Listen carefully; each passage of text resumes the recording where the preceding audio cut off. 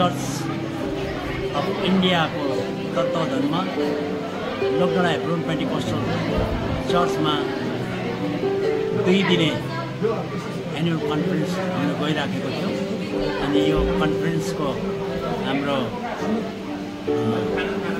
नाउँ चाहिँ हामीले यसपालि आफ्नो आफ्नो शरीरलाई पवित्र परमेश्वरलाई मनपर्ने जिउँदो बलिदान गरिदिएला भन्ने थिम हामीले यो कन्भेन्सनको राखेको थियौँ। जय मसीह तपाईँ सबैजनालाई र विशेष गरिकन हाम्रो यस अक्टोबर 1 अनि 2 मा भएको यस एनुअल कन्फरेन्स हुन्छ हाम्रो हेब्रोन पेन्टिकस्टल चर्च अफ इन्डियाको यहाँनिर लोकडाँडामा भएको थियो।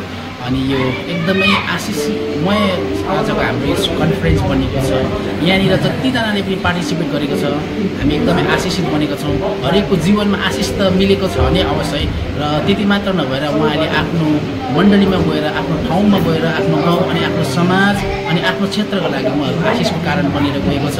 यो वर्ष साँच्चै हामी आशिषित बनेका छौँ। हामीले यतिको पास्टर्सहरूलाई एज अ स्पिकरको रूपमा लिएर हामीले गऱ्यौँ र एकदमै आशिषमय बनेको छ।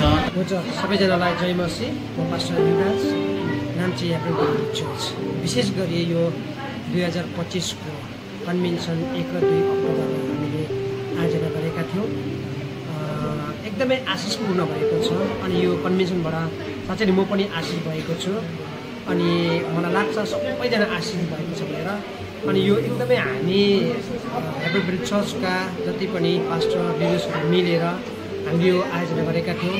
एकदमै सक्सेस भएको छ र आउने दिनहरूमा पनि फेरि पनि हामी यसरी मिलेर एकदमै असल तरिकाले हामी गर्नेछौँ र त्यो कुरोबाट चाहिँ परमेश्वरको महिमा भएको छ भन्ने अनुग्रह र उहाँको दयाले गर्दाखेरि सबै चर्च मिलिकन प्रार्थना गरेर कारणले गर्दाखेरि सबै सेवा एकदमै असल भएको छ।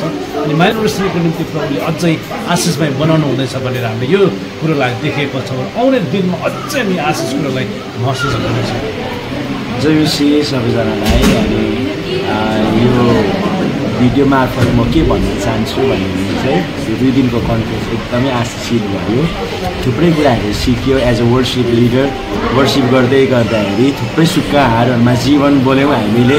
अनि मजाको कुरा चाहिँ के भयो भने चाहिँ आराधना हुँदै गर्दाखेरि चाहिँ मानिसहरूको जीवनमा स्वर्ग उभिएको अनुभूति पनि गऱ्यौँ। मानिसहरू थुप्रैहरू अप्रोच पनि भयो। अनि मजाको कुरा के पनि भयो भने चाहिँ परमप्रभुको राज्य चाहिँ बढ्दैछ। अनि फेरि पनि नेक्स्ट इयरमा हामी फेरि भेट्दै गर्दाखेरि म यही विश्वास गर्छु कि स्वर्गले हाम्रो जीवनमा फेरि पनि इन्टरभेन गर्नुहुन्छ भनेर। सो फर द्याट त्यो समयको लागि पनि अनि त्यो दिनको लागि पनि अहिलेदेखि नै म वेलकम भन्न चाहन्छु। हामी अझै प्रार्थनाको तयारीमा हुन्छौँ। सो सी यु अल सुन है। सलोम।